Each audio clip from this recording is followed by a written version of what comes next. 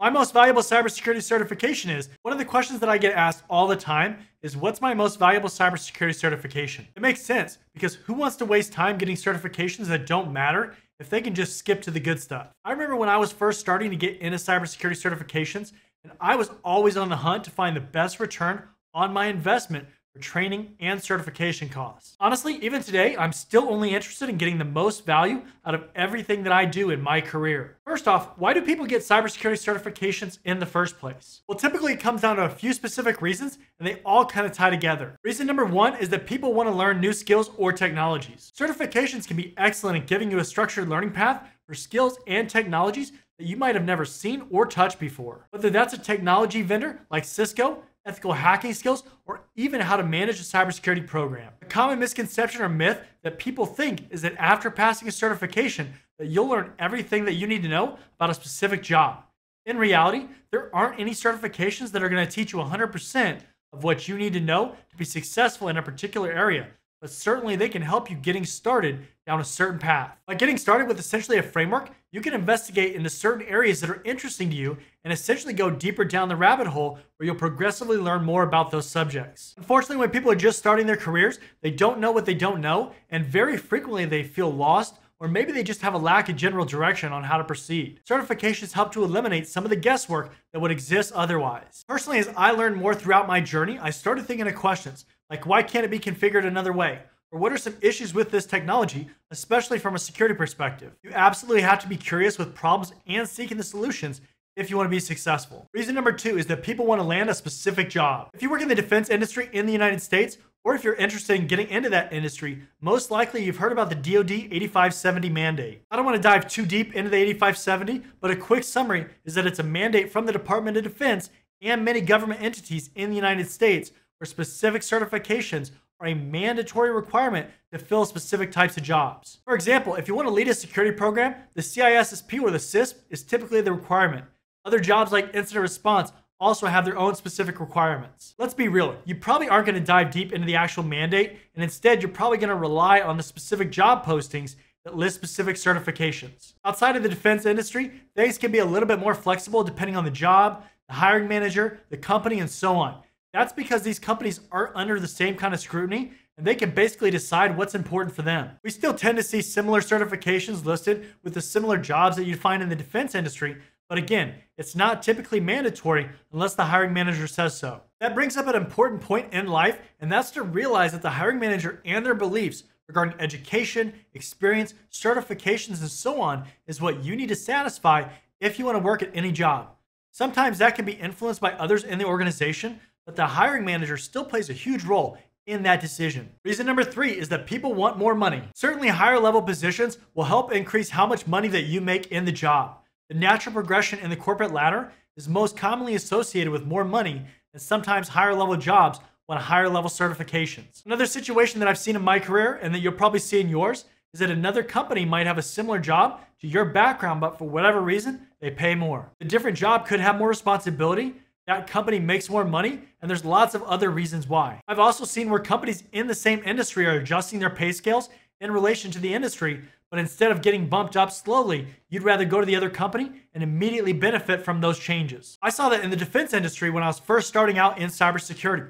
Our internal pay scales were lagging behind the industry, and competitors were sometimes paying significantly more than my current rate. I bring up these reasons because they can all be valid reasons for getting certifications. Certainly there can be other reasons, but these tend to be the main ones that people take action based on. If you're getting value out of this video so far, make sure to leave a like, comment, and subscribe. That way YouTube knows this content's helpful for other people. Also, make sure to check out the description for more content related to this video. All right, let's get back to the video. Next, let's talk about which cybersecurity certifications that I have or that I've had in my career and why I chose them. In my career, the very first certification that I achieved was a Security Plus from CompTIA. Most likely you've heard about the Security Plus since a lot of people tend to begin their cybersecurity journey with it. My primary reason that I took the Security Plus was that I was doing an internship in the defense industry and was subject to the DoD 8570. Even as an intern, I couldn't really do much without that certification, so it made sense to get it. I pretty quickly learned that my knowledge on networking was limited, so immediately I turned to the Network Plus to gain some more networking knowledge, but ultimately I had already decided that I was going to use the Network Plus to prepare for Cisco CCNA, or Cisco Certified Network Associate certification. Now you might be asking, well, why did I get networking certifications if I was already able to get the Security Plus? I already mentioned that my networking knowledge was lacking, but I'm also a realist. And it was very clear that there was no guarantee of landing a cybersecurity job right away. All you have to do is look at job postings and see that you're at a disadvantage if you have no prior experience. I was open to landing a job in IT or cybersecurity, and then I would just adjust my plan based on what happened. Anyways, I landed a job in cybersecurity back in the defense industry. Typically, when you build up industry-specific experience, it's easier to stay in that industry than it is to change, but it's not impossible to change. I was yet again under the DoD 8570 mandate, so I had to look up the requirements chart and see which certifications were for higher levels. The next level certification was the CISP or the CISSP, but I also kind of wanted to work in network security with firewalls. Given that I didn't have the experience requirement met for the CISSP, I went with the CCNA in security. I started to find out at that point that it was difficult to land a networking job in general, but I knew I wasn't a fan of my current job. Certified Ethical Hacker or CEH seemed like a reasonable choice based on where it fits in the DoD 8570 chart, and that would open up more opportunities for me in that industry. So that's what I did. I felt like I was on such a tear that in relatively quick time, I prepared for the CISSP or the CISP, and I passed it too. If you're interested in hearing about that story, check out my video on how I passed in 2 weeks. Several years have gone by since passing the CISSP or the CISP, and I've also received the CISA or the CISA, 3 GIAC certifications, the GSEC, GCIH, and GWAPT, and an AWS certification for cloud. After all that, the main point that I want to get across to you is that you have to be flexible in your career. So at this point, you know the certifications that I hold, but which one's been the most valuable? I don't necessarily tie value in this industry to money received, like salary, because it's more about how something sets your career up for success. My most valuable cybersecurity certification is the Security Plus, because it's been the one that's opened the door to the defense industry and helped me land my first job. And it also gave me a lot of confidence coming from a different career field with no IT or cybersecurity background. Second to the Security Plus is definitely the CISSP or the CISP, because of the potential jobs that open their doors once I was certified, and because a lot of people have trouble passing that exam. I can honestly say that when I passed both certifications, I felt a tremendous amount of relief